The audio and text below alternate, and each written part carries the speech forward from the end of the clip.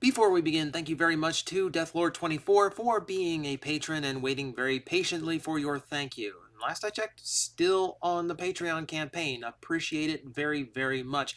So if you want to do the same for as little as you want, over at patreon.com/TJOmega, you can help keep the channel going. Or to help out for free, just hit like and subscribe. Just 2 simple clicks and it helps the channel immensely. Thank you very much.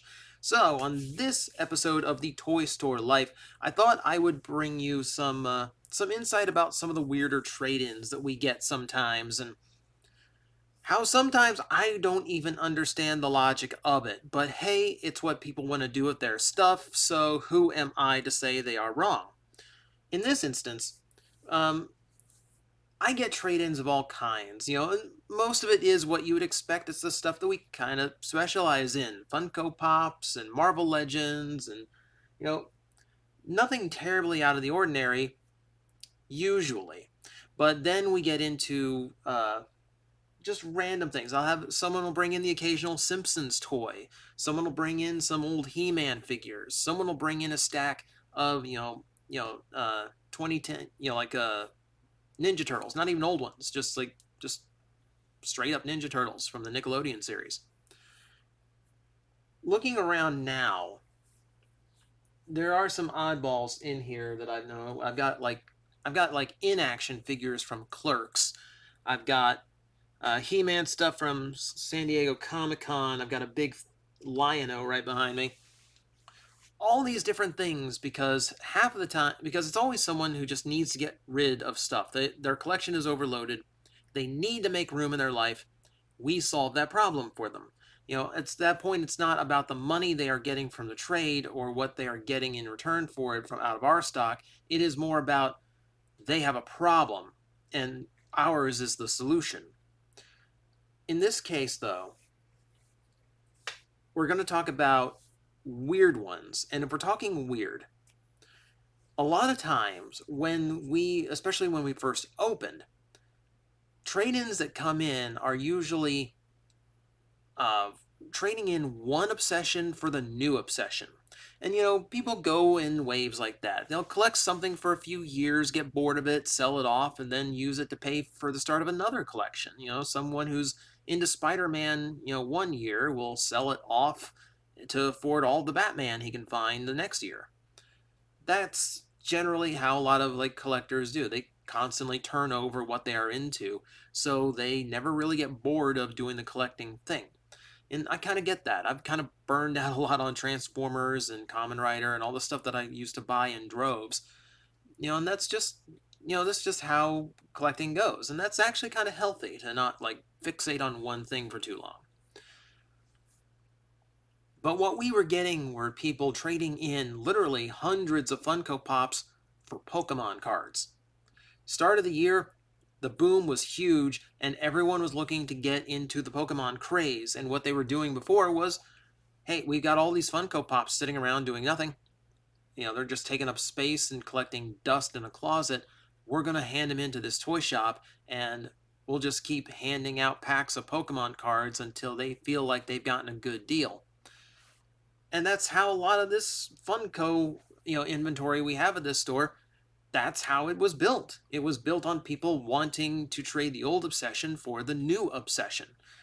And I get that in a way, but cards, because a Funko Pop generally, after it's been out for about a month or so, the value. You know that the value is either not going to change or it is only going to go up.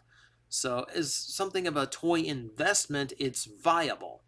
As a collectible, you're definitely going to see something on it. It might not be, you might, some on the more common ones, you might only get a few bucks in increase off of the $10.99 you paid at Target for it. Or sometimes, it goes down and okay, I'm out $5 on this one. But at the least, once that cap is hit, it's always going to be worth that. It's not going to sink any lower. And then, yeah, like you have those Funko Pops that will go to astronomical heights, 30, 40, 80, 100, 200. I've seen an $800 pop in the store. All of these pops that are so valuable because they cost $10 when you got them, and when they were gone, everybody wanted them. So those I kind of understand collecting because they are going to mature in value. I don't understand cards because you're buying a chance at something valuable. The pack itself is practically worthless. The pack itself is worth the $4 or $5 you paid for it. It's the slot machine. It's that chance that you're going to open it up and the reels are going to come up 777. And this is coming from someone who's opened a lot of packs of Pokemon trying to do that same thing. But I kind of burned out on that because I just kept coming up bad because my pulls on the slot machine are never good.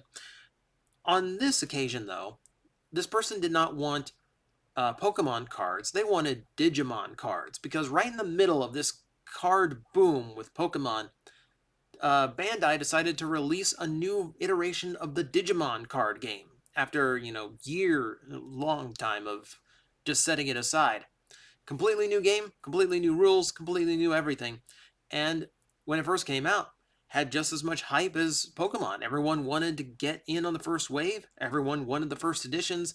Everyone kind of expected it to hit the same way Pokemon did. Now, of course, it's not going to, but there is, like everything else, an inherent value in the rare ones, especially if it is a game that people are actively playing and the really powerful cards are going to have a lot of demand. So this guy that came in, he just wanted Digimon cards in trade.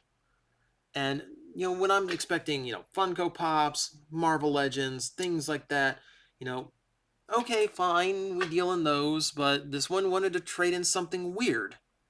And it's this title is like I've been talking for like 7 minutes now, and I don't just get to the point because you can see it in the title.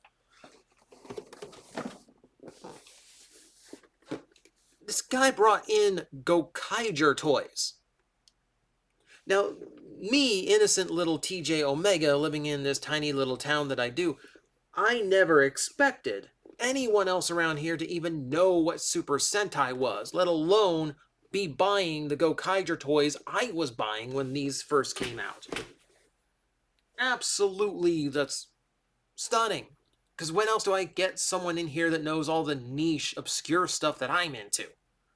So, okay, we get to talk some Gokaiger, which is actually kind of cool. And yeah, we acquire these, which keep going. Here's Pat Striker. So we have that one here. We have Furaimaru. So we have upgrades for Shinkeno. Not Shinkeno, Gokaio. His Gokaio was broken, so that one wasn't in the deal, unfortunately. This is why I was saying Shinkeno, because this one was up next. So we got Gao Lion and, the Shinkenger upgrade set as well. I never know what to expect that's going to walk into the store. I've seen some of the weirdest, most random toys come in here. I never anticipated anything from my Japanese obsessions. This completely caught me off guard. The downside to having something this cool and obscure in the store is there's not a whole lot of many people who know what it is or are going to be willing to buy in on it. So right now they just kind of float here. Cards don't cost us much, so we're not into them deep. We can afford to sit on them, but it's just like shocking to me that they're even here at all. I have them just set up like along this wall that's just to the left of the camera because this is kind of my little workstation where I put my laptop and work on my videos while I wait for customers to come in.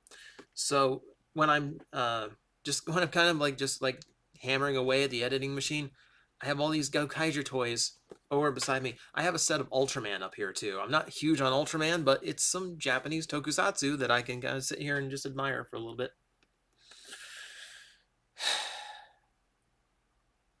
I love my Japanese spandex. So, the toy has Gokaiger toys. The store has Gokaiger toys that I'm probably never going to be able to get rid of unless we start selling online, which I know a lot of people have been asking me about. Maybe I've talked to the owner about it. We haven't really set anything up yet, but it's a possibility, and it might have to be a possibility to get rid of these guys. But that's kind of the weird thing about working this job, is I never know what's going to come into the door. Like, I never know how, I never know what the person's going to be like. I've had people who look like they could bench press my car come in here, and they're hyped up over Pokemon cards. You know, I've seen I've seen little girls walk out of here with horror movie toys. You never know what's going to come in the door, what's going to leave the door, and when it's a trade-in, yeah, sky's the limit. I've seen all manner of things come in at this shop at this point. This, I think, is just the most standout because it is so personal to me.